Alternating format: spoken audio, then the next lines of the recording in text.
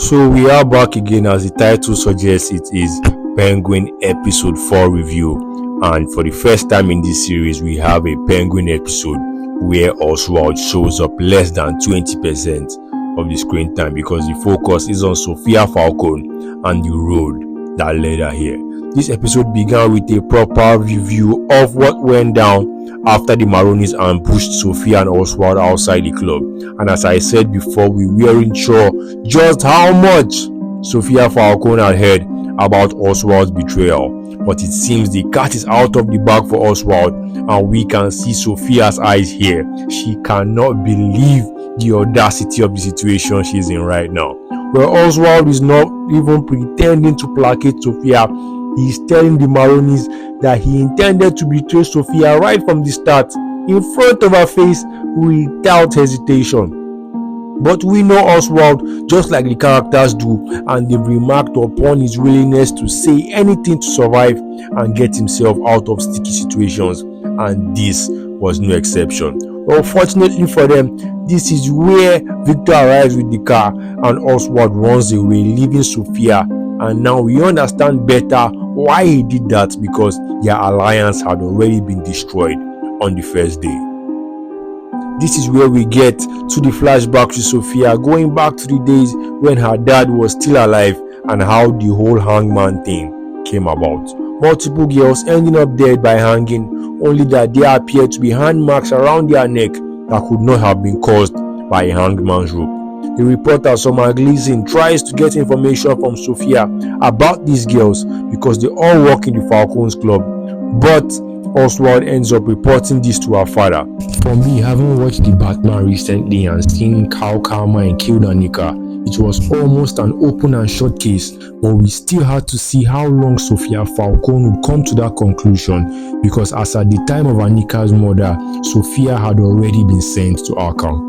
So the only memory she had to go by was her mother's death, and we can see how much she tried to mentally deflect and defend Carmine's image from associating with these deaths.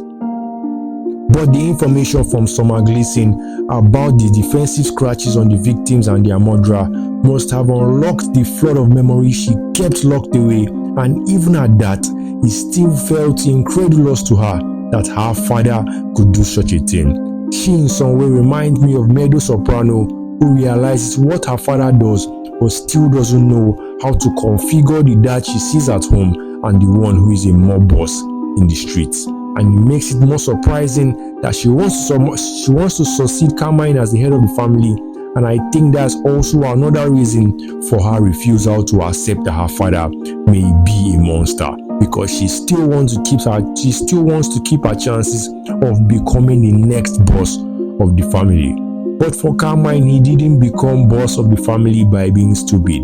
He knows that if Sofia has already begun asking questions like this and meeting with reporters, it wouldn't take long for wars to follow. Now, Oswald might have been the one who reported her to Carmine to get back at her and her brother for being insulted and dismissed, but I do think he truly believed it wouldn't go this far.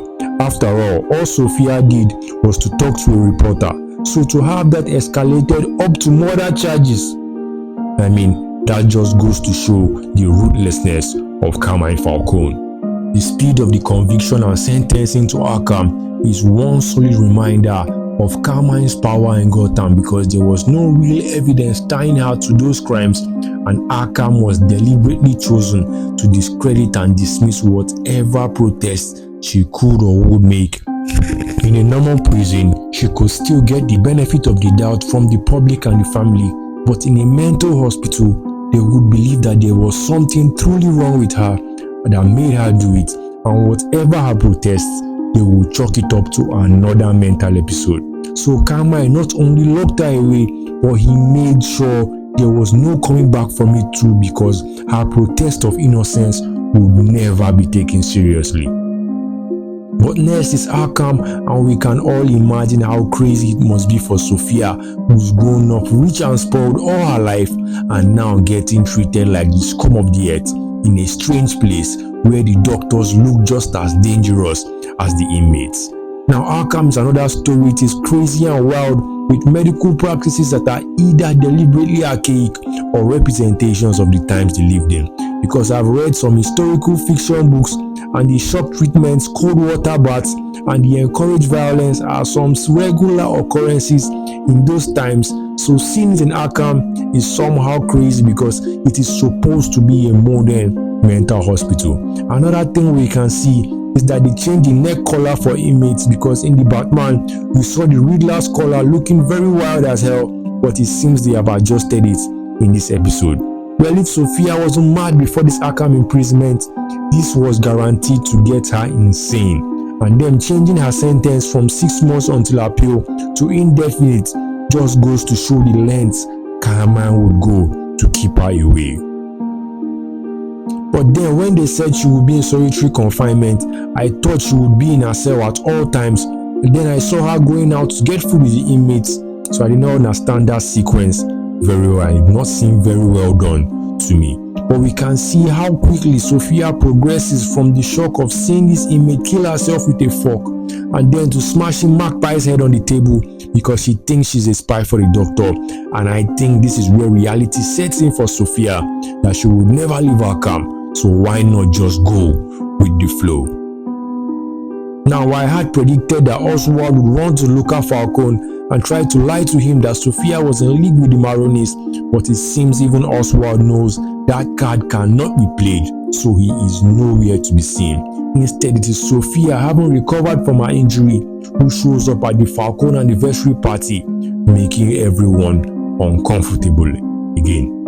She informs everyone of her decision to leave to Italy, but it all serves as a final message to them, because she knows they will all be dead by morning.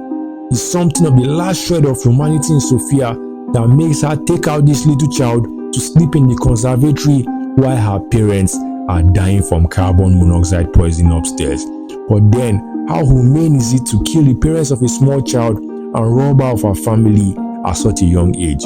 We can all argue the semantics till eternity, but the fact remains that these people wrote affidavits confirming Sofia's mental illness, and that confined her to Arkham's hospital. So this is just Sofia repaying a favor.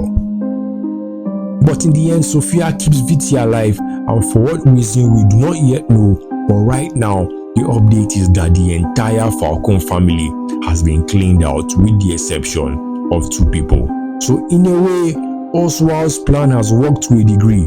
Now Oswald is still in hiding, the Maronis are licking their wounds, and the Falcones now have a new boss.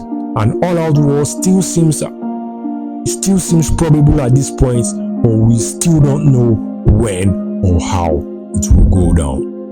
And that's a wrap on this episode. I'll be making no predictions right now because I've been off the mark twice in the last 2 episodes. But if you have any questions and thoughts about this, put them in the comment section. Keep it locked in, and I'll be back.